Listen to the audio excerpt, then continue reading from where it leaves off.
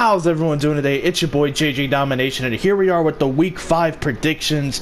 Around this time of year, in this month of October, this is when we start to figure out what teams are made of. This is when we start to figure out who are the real contenders and who are the pretenders. This is where we start to figure out what each NFL team is made of, whether they're facing a ton of adversity, or they're playing with house money, or they're the top dogs and everyone's hunting their asses. This is what we try to figure out between the month of October. So I'm actually starting out 1-0 this week, the first time that's happened since, I don't know, week 1 of the NFL season, because I have yet to pick against my team, and Green Bay took care of business in Chicago week 1 to kick off the NFL season. I got the Seahawks game right. If you guys saw on my social media, I said I wouldn't have time to make a Thursday night breakdown video, so I'm picking Seattle to win.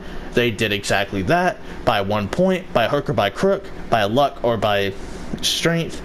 They get it done. So let's go ahead and dive into these 1 o'clock games, starting out with the Jacksonville Jaguars going to Carolina to take on those Panthers. Kyle Allen, 2-0 as a starter.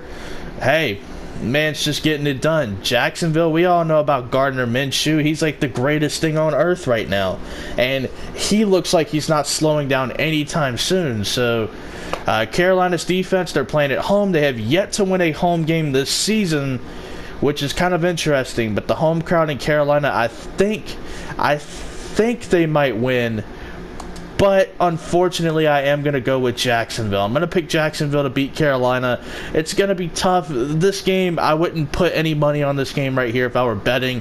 I am going to go with Jacksonville, though. Something just tells me they're going to be able to get the job done in the end. Maybe it's like a 20-17 finish. I don't know.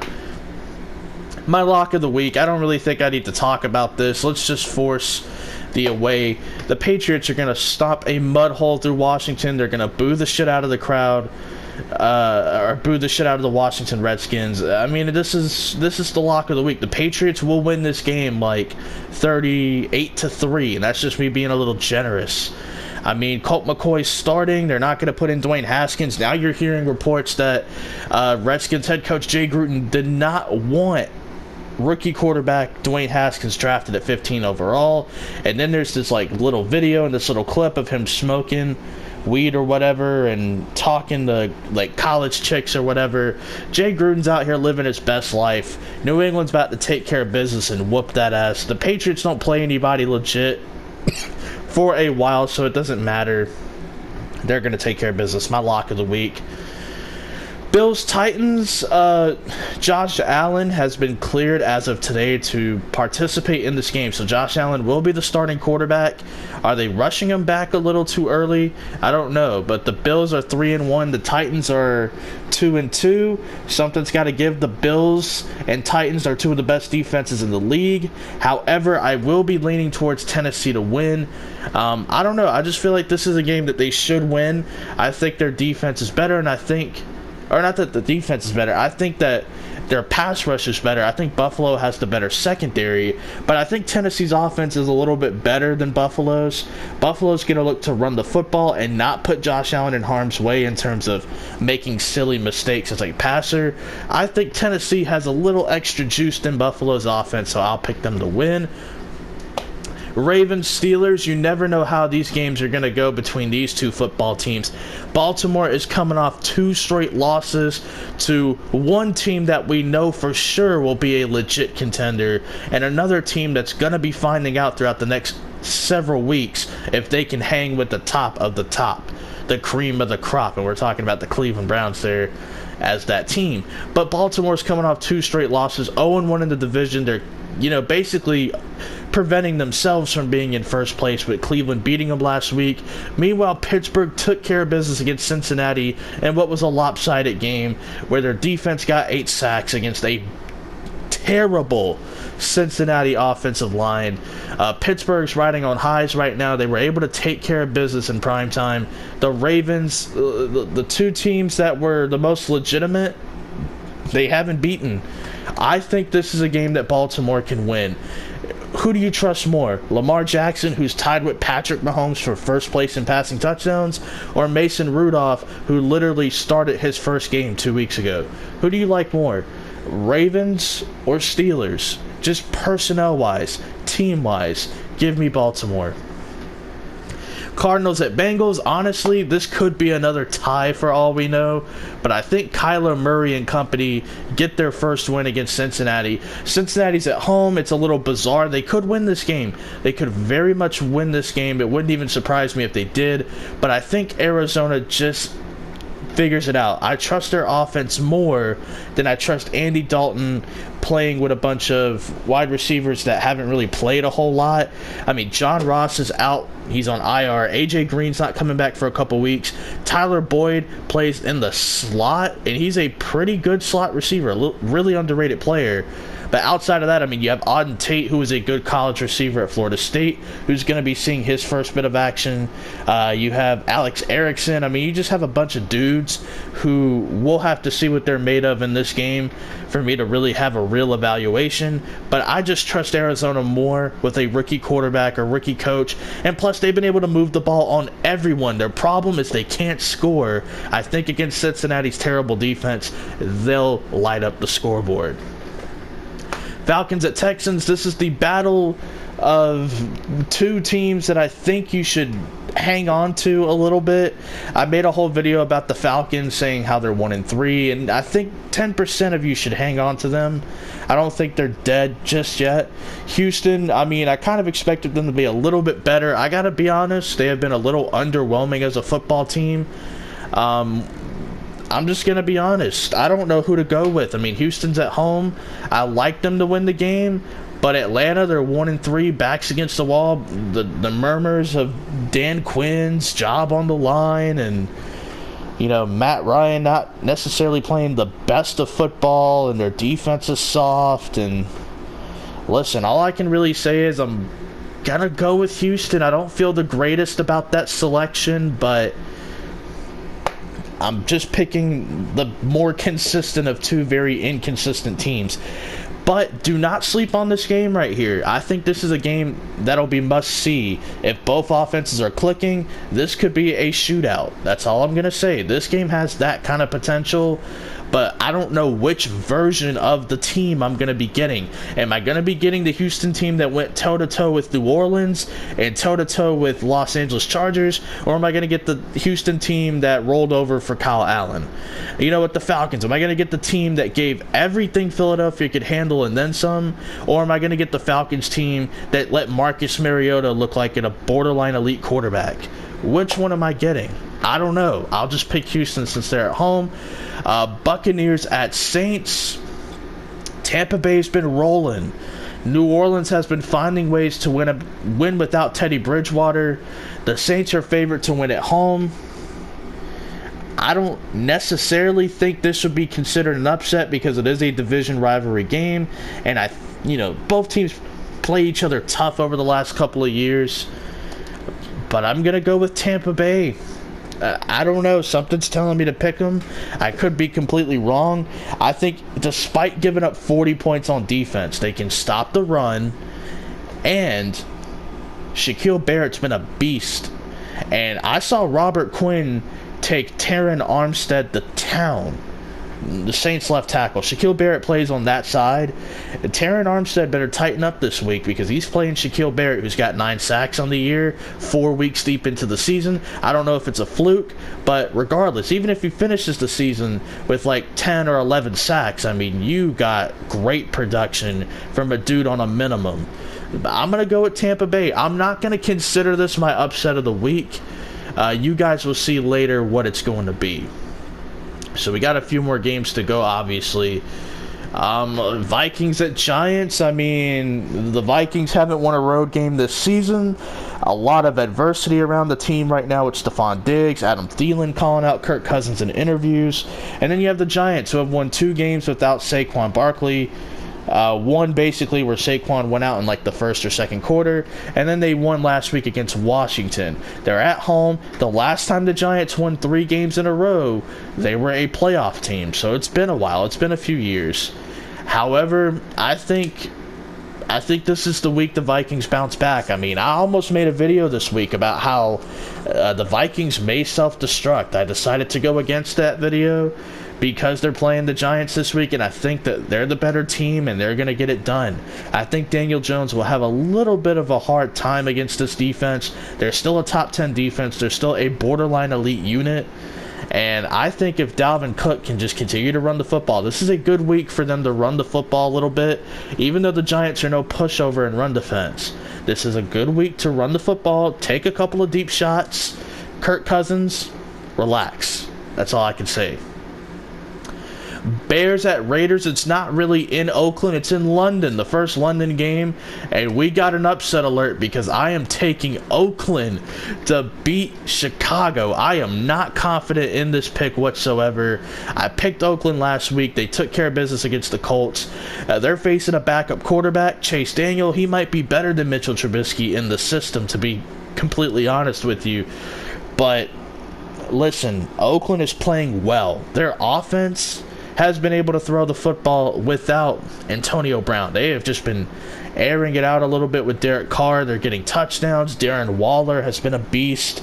And listen, Chicago's defense is still one of the best, if not the best defense in football.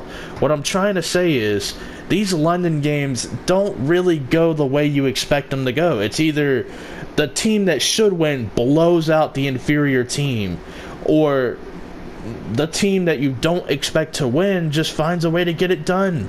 That's why Jacksonville, when they had Blake Bortles and they were terrible, not the AFC Championship year, but like before that, when the Jacksonville Jaguars were terrible and they couldn't win, one of their wins came out of London. I mean, I'm not saying Oakland is Jacksonville bad or anything, but listen, these London games don't go the way you expect them to go. It may not go the way I expect it to go. Maybe Oakland just shits the bed. But what I'm trying to say is this has upset potential. Everyone's throwing out this narrative of the Khalil Mack revenge game. Well, let me tell you something. Just because an opposing player or an ex-player of the team is playing his old team for the first time, it doesn't mean they always get revenge the first time. You know, that's not always how it works. Everyone likes to throw that narrative out there when they play for the first time, but it's not always how it happens. I think Khalil Mack will be very disruptive early on in the game. Hell, I think Chicago goes into halftime up by like a touchdown or more. But I just think Oakland, I think John Gruden, he's going to figure it out. And I think this team will be able to get the upset. Let's keep going for time's sake here. Jets, Eagles, I mean, I'm just going to go with Philadelphia. They're at home. They have the better personnel. Sam Darnold's not playing. A couple of other guys may miss some action as well. I think Philadelphia, it was a survival game for them against Green Bay. They're well rested. They're at home. I think they'll take care of business. Broncos at Chargers. Austin Eckler is going to be the primary guy. Melvin Gordon will see some action, but he will have a limited role in his first official game back, I should say. The Broncos are 0-4. Bradley Chubb's out for the year. At this point, I mean, what do they have to lose, right? So I'm going to pick Denver and a statement win against the LA Chargers. I mean, listen, Denver, like I said, they're 0-4. They already lost Bradley Chubb for the year. Their backs are against the wall. They have basically nothing to play for. Their season kind of already ended. But they can still win here against the Chargers. They're very capable. Packers at Cowboys. Green Bay will be without Devontae Adams. Outside of him, there's not really a proven, solidified pass catcher. But there are a bunch of guys who you don't know about that you may get to know a little bit more. Now, I'm not saying this in a cocky way, but Devontae Adams, nobody in the NFL community really knew who he was. They just knew he was a second-round pick out of Fresno State, and his college quarterback was Derek Carr. Nobody knew what this guy was going to be in the NFL. He had a breakout game against Dallas. Jarrett Cook's best game of the season was against Dallas when he was a Packer. A lot of guys for Green Bay, their best game is against Dallas. Now, I don't know who's going to step up and be the primary pass catcher in this offense. I don't know if it's going to be Marquez Valdez-Scantling. I don't know if it's going to be Geronimo Allison. I don't know if Jimmy Graham gets his shit together. I don't know if a guy like Jake Coomer or Darius Shepard step up to the plate. I have no idea. Kevin King is questionable. It looks like he may have a chance to play, if not in a limited role. Brian Balaga might be able to play, maybe not. But then you look at Dallas' side. They're going to be without Tyron Smith. They're going to be playing Cameron Fleming on that side, former New England Patriot. He's more of a swing tackle. We'll see what he looks like as a full-time left tackle in this game, going up against Preston Smith, who is a familiar face when it comes to Dallas. New Orleans laid the blueprint out on how to beat this team, but can Green Bay step up to the plate and kind of take that formula and apply it here? I'm not picking against my team. Are you kidding me? You got to have faith in your team. I'm not picking against my team. I don't care. I don't care. Call me biased. I will be biased when it comes to predictions. But when it comes to analyzing and telling you what I see on film and what I've seen from the Green Bay Packers, I will be upfront. But when it comes to picking them, I'm not picking against them. I've already decided that. Colts at Chiefs. I am going to go with Kansas City, but this game will be a lot closer than people think. I think it could be like a 34-30 type of game. It has that sort of feel to it. Kansas City, they might be getting Damian Williams back. Let's see, Tyreek Hill's not going to play this week. Travis Kelce just turned 30 yesterday. I don't know why I'm bringing that up. Or today, actually. He turned 30. So happy birthday, Travis Kelce. But I think this game could be a lot closer than people think. I mean, this is a rematch from the AFC divisional playoff round where Andrew Luck and his crew got beat pretty badly. I think Kansas City wins, but I think it's a closer game than people think. So we'll see. I have Kansas City. And this is the matchup I think a lot of people are ready to hear what I have to say, at least. You have San Francisco coming off a bye week, one of 3 undefeated teams left in the NFL, going up against the Cleveland Browns, who are coming off a huge divisional win. Not like divisional round, but a huge AFC North win against Baltimore. So you have 2 teams here. One's fresh, ready to go. The other one riding off momentum. So who wins? The team with momentum or the team with rest? I'm going to be honest. I got to go with Cleveland. You know, this is either going to be a really good week for predictions or a really bad week for me. Because I have, let's see, 1, 2, 3, 4. Wait, hold on. Let me recount. 1, 2. That's not a home game, technically. 3, 4, 5. I have 5 home teams that won. 4 that'll be winning on Sunday. So this is either going to be a really good week or a really bad week for me. There's no other way to really look at it. I will sacrifice Green Bay. Like, if I get that one wrong, I get it wrong. That's just whatever. I will go with Cleveland. They're riding off momentum. I think they have something to prove now that they got a huge win against a legitimate team, Baltimore. I think they're a legit team still. I know they've struggled the last couple of weeks. I respect them still. You know, I had them winning the AFC North, so I definitely respect them in my eyes. Cleveland won a huge game. Their first huge win of the season. They lost to LA, the Rams that being. Coming in here against San Francisco, I mean, they're riding off some serious momentum. San Francisco, you know, they're rested. They made a couple of roster changes because of guys that got hurt and guys that got injured. So, you know, we'll see. It's going to be very interesting. Hopefully you guys enjoy, and hopefully I do good on predictions. But one thing to note before we leave and wrap up, the Detroit Lions and the Miami Dolphins are on a bye week. And also last week I miscalculated my predictions. I am 40-22-1. I am not 41-22-1, because remember last week the New York Jets and the San Francisco 49ers had a bye week, and I think I accidentally counted 16 games, but I remembered that they were on a bye week. So hopefully you guys enjoy, and wish me good luck on these predictions. Peace out.